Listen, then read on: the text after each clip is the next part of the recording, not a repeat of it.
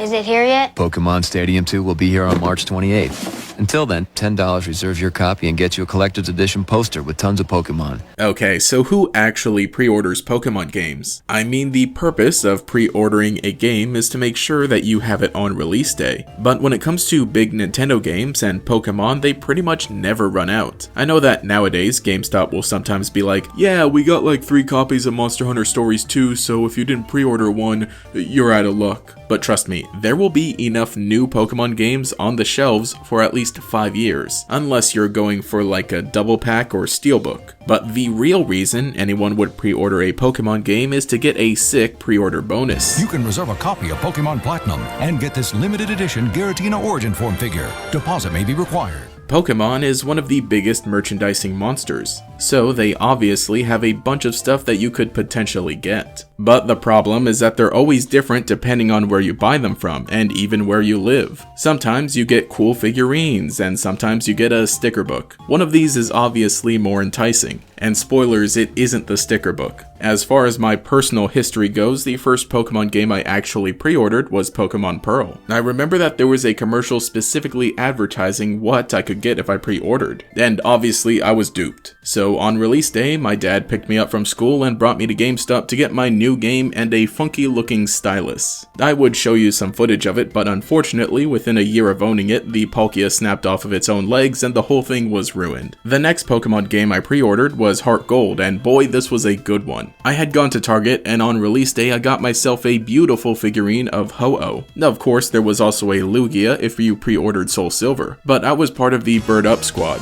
Thankfully, I still own this, and I have yet to see a Ho-Oh figurine as good as this one, at least in this scale. I mean, this is a whole collectible on its own. Sadly, I don't have the box that it came in, but it's still one of my favorite Pokemon related things that I own, because it represents one of my favorite Pokemon games. Unfortunately, it's all downhill from here. The next game I pre-ordered was Pokemon White version. For some reason, I went to Target again, and apparently the pre-order bonus would have been a sticker book. I wouldn't know because by the time I got there, they ran out. I did at least get this card that says I pre-ordered the game, which is way cooler than a sticker book ever could have been, because it gets me into the occasional gamer nightclub. It wouldn't be until Pokemon Omega Ruby that I decided to pre-order again. And GameStop even did a midnight release. And after showing up on a Friday night, I got a poster. And I mean, it's a really nice poster. It's double-sided and features Primal Groudon and Kyogre on one side and Mega Diancie on the other. But spoiler alert, this is what the next 7 years will look like. Pokémon Tournament, I got a double-sided poster from GameStop. Pokemon Sun, I got a double-sided poster from GameStop. Pokemon Ultra Sun, I got, wait for it, a double-sided poster from GameStop, but it's way too big and it just looks stupid. I've never hung it up. It's been in my closet for 4 years. Pokemon Let's Go Pikachu, I got a double-sided poster from GameStop, but this time they went back to the usual size and it actually looks really nice and shiny. Now, Pokemon Sword and Shield, GameStop was giving out this horrendous looking wall tapestry, and I just can't figure out why. You had a good thing going with the posters. How the heck am I supposed to frame this thing? It's not even rectangle shaped. Lucky, or unlucky for me, when I got to the front of the line, the GameStop employee just didn't hand me one. She didn't say whether they ran out or she just didn't like my face, but if I'm being honest, I don't care. She saved me the trouble of having to hang this thing up. And that's it for all the main series games. But there is one more. Earlier this year, for the new Pokemon Snap, I decided to shake things up. Instead of pre-ordering at GameStop, I walked into Target on release day and got this magnetic photo frame. It's something substantial and usable and actually fits the theme of the game, being photographs. Guess what they were giving out at GameStop that year? So at the end of the day, all I have to show for my years of pre-ordering is a stack of posters, a figurine, and an unopened photo frame. Gee, I love being a Pokemon fan. But when I look back on the various pre-order bonuses for Pokemon throughout the years, there's so much more than just double-sided posters. Allow me to list some of my favorites that I never owned for myself.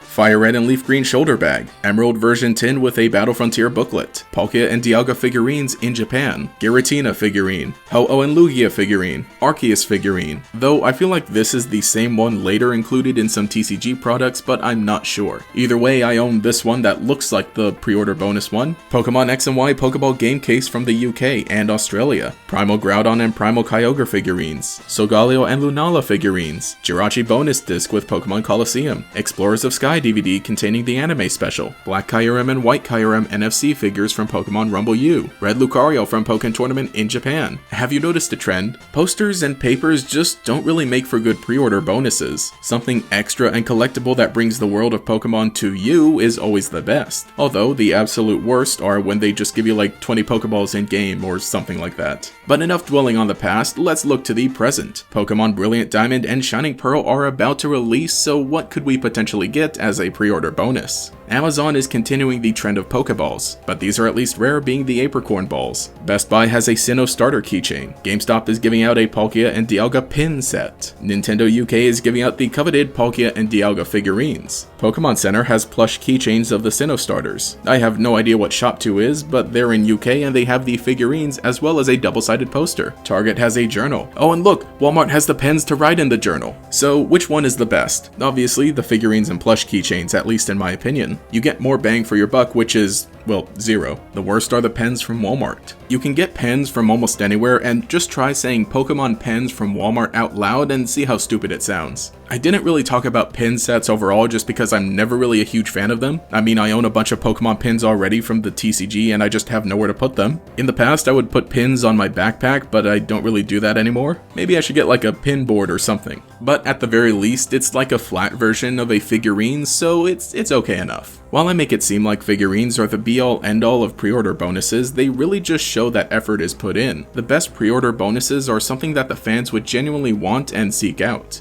So that's why going through the trouble to make plush keychains or figurines makes it seem like it's something the fans would actually want because they already would buy those on their own, without having to pre-order a game. But also, extra themed cases and stuff are really cool as well. The actual best things are additional content, but so far we haven't really got much of that for the main series games. We got like CD-ROMs back with Gold and Silver, but those really aren't going to do you much good now. The Jirachi bonus disc or the Pokemon Mystery Dungeon DVD are just something else completely, and it's really neat to own those physically, even though the content on them is available elsewhere. As fans, we're obviously not entitled to get something extra for buying the games. These bonuses are just deployed by the retailers to get us to buy it from them instead of downloading it off the eShop. But if that's the case, then please try harder. Well, I've been talking for so long that it's just about release day, so I'm off to get my free double-sided poster.